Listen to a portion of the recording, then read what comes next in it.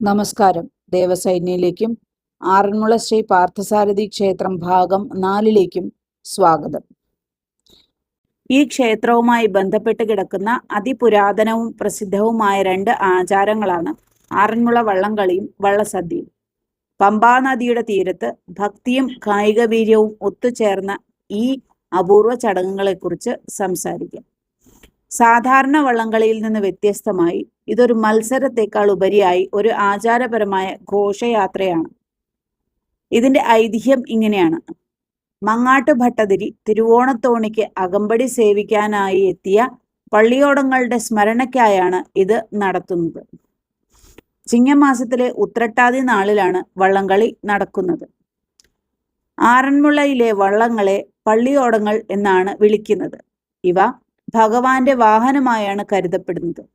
ഏകദേശം 50ലധികം പള്ളിയോടങ്ങൾ ഇതിൽ പങ്കെടുക്കാറുണ്ട്.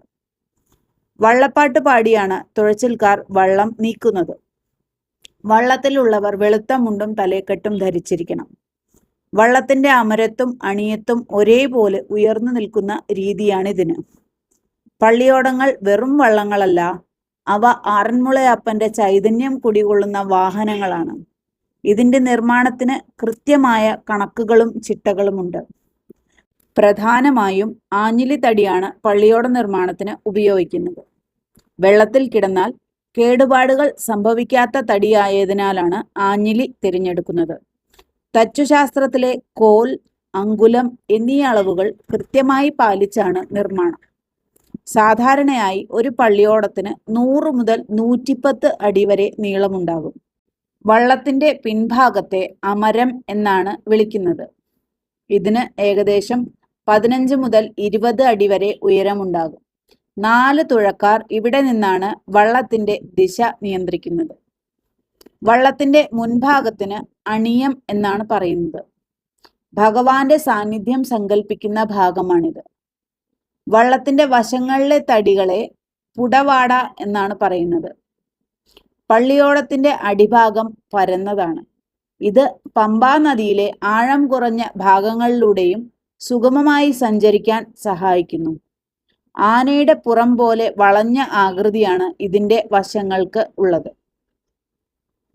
ഇനി പ്രസിദ്ധമായ ആറന്മുള വള്ളസദ്യ. ഭഗവാൻ പാർത്ഥസാരഥിക്ക് സമർപ്പിക്കുന്ന ഏറ്റവും വലിയ വഴിപാടാണ് വള്ളസദ്യ. കർക്കിടക മാസം മുതൽ കന്നിമാസം വരെയാണ് വള്ളസദ്യ നടക്കാറുള്ളത്.